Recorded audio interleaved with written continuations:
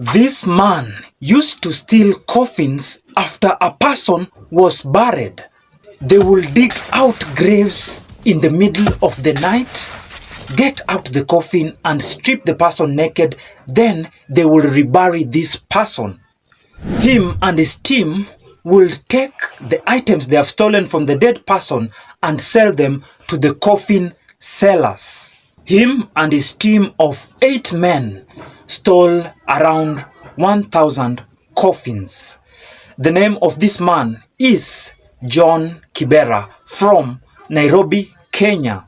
John committed his first crime at the age of 9 years old, and he stole 150 shillings or $1 from his aunt in the year 1991. The reason why he was living with his aunt is because her mother had died. The aunt took John to the police station, and later on, John was presented in court and he was found guilty, then locked up for 6 years in prison. After 6 years, John was released from prison and he went back to his aunt, and he found his aunt had already died. So he started living with his cousin or the son's aunt, and immediately the cousin or the son's aunt introduced him to crime. And the crime he was introduced to this time was carjacking. In this carjacking business or crime, John was working with the most wanted criminals in Kenya at the time. Namely, he was working with people like Wanugu, Washosho, Rasta, Cheriwot, and his cousin. These people were named most wanted by the then president of Kenya, Daniel Torotich Arap Moi. However, it will not take long. All these most wanted criminals were trailed by the police and killed one by one. And even John was shot on the leg. And after this, he vowed never again to steal from the people who were alive. Instead, he transited to the crime of disturbing the dead. The main reason why John transited from stealing from the people who are alive to stealing from the dead is because all his gang members were killed and he was also shot on the leg. He feared that he was going to be the next one. Another reason why he decided to steal from the dead is because most of the rich dead people were being buried in very expensive coffins. They were also dressed in very expensive clothes, shoes, and other jewelries. He saw an opportunity in the dead people. Easy money. So with this opportunity that was not tapped by other criminals, John got a team of 8 members, including himself. And John approached a coffin seller and they made a deal. So they agreed with the coffin seller. For instance, if the coffin was sold at 200,000, then John would pocket 150,000 or even 100,000, depending on the quality and the state of the coffin. So John and his team got to work immediately and they went to a newspaper, the section where people who have died recently are announced, which is normally the obituary section. They knew the people who were rich with the size of the ad at the obituary section, and they attended their family gathering or the committee that was planning for the burial.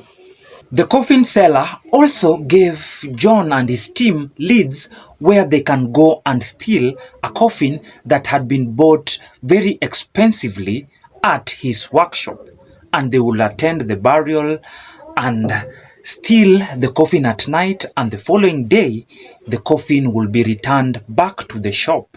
One time, John and his team got information about a rich man who had died in India.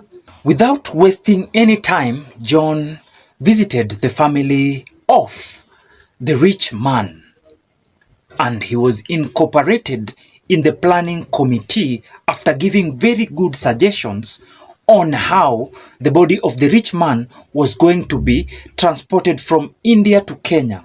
He advised the family to transport the body of the rich man as a luggage. And he also gave them a place where they were going to buy quality, respectable coffin for the rich man. And John directed the family to his coffin seller. The body arrived in Kenya. The family had already bought the coffin and they kept the body of the rich man inside the coffin, and it was transported by plane from the airport to another location where the rich man was going to be buried. And the people in the plane that were supposed to travel with the body of the rich man were his family and John. So John planned his team of 7 members to travel with a Nissan by road because he was traveling by plane. They arrived at the destination and the rich man was buried. The night came, and at around 2 a.m., John and his team went to the graveyard and exhumed the body of the rich man, and they took out the expensive coffin and his clothes and shoes, and the man was naked. And they took his body and returned to the grave while naked and buried him again. And they returned the coffin to the coffin seller and they were given their money. Then they went to another mission.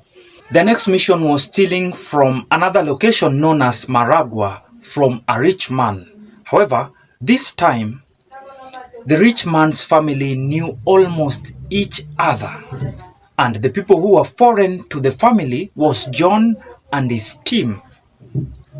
There was also news spreading all over of the graves being exhumed and coffins being stolen. So people were very vigilant at this time. In Maragua, the rich man was buried and the residents and the family stayed up all night to guard their grave. And John and his team did not know. So at 2 a.m., they woke up as usual and they went to dig out the graveyard of the rich man in Maragua. And immediately they started digging the grave. The residents and the family pounced on John's team, and that day 4 members were beaten to almost death. However, they were not left to go scot-free.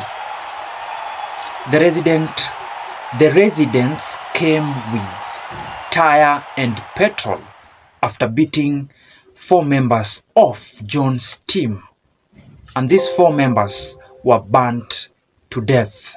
John and other 3 members managed to escape, and they decided to lay low for 6 months.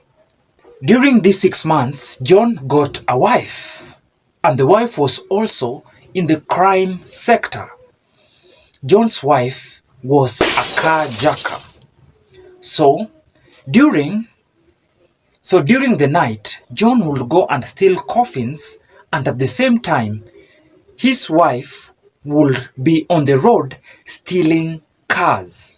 John and the wife were blessed with 2 kids.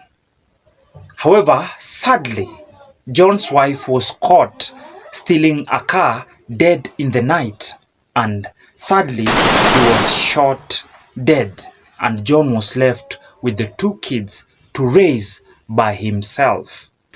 John continued raising his kids with the proceeds of crime. And the crime of stealing from the dead has its own challenges. And one time they went to steal from a dead man, and they dug out the grave well and they reached the coffin. When they touched the coffin started vibrating by itself. Then they left it down. They touched it again, and the coffin started vibrating with them together. And they left it down. Then they covered the coffin and they left that place immediately. Also, one time John and his team got so lucky after they attended a burial where the kids of the dead person kept 67,000 in one of the man's coat and buried him with this money. The night came, John and his team went to the grave, they dug out the graveyard, they took out the 67,000 shillings and they shared among themselves. Then they stripped the man naked and they reburied him naked. Then they went away with the coffin and the clothes and they sold them. John and his 3 remaining members did their last mission when they got information that another rich person was going to be buried in a gold-plated coffin that was worth 2.3 million. John trailed the rich man. He was buried, and at night at around 2 a.m. in a public cemetery, John and his team of 3 dug out the coffin and they stripped naked the rich man and they reburied him. However, this time they had no escape car, or they did not have a car that they were going to keep the coffin as they transport it. The car that they had hired was getting late, and at around 5 a.m. they decided to go on the road and carjack a lorry.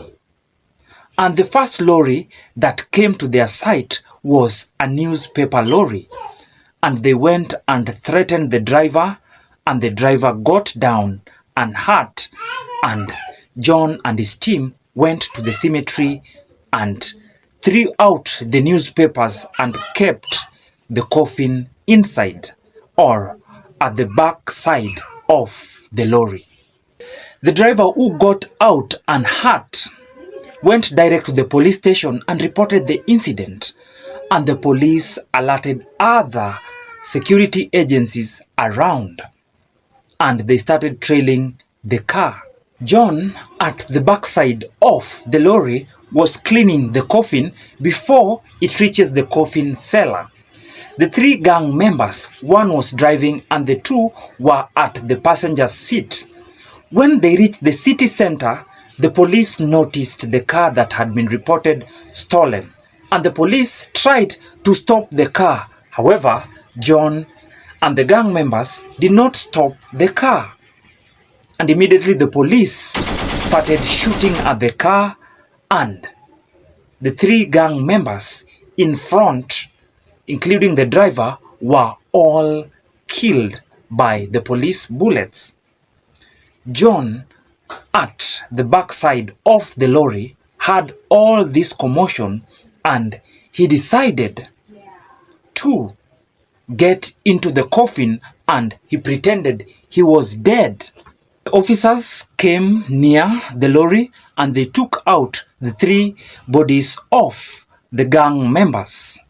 Then one of the police officers told his junior officer to get into the backside of the lorry and see what was inside. The officer opened and he saw a coffin. Then he got inside and opened the coffin.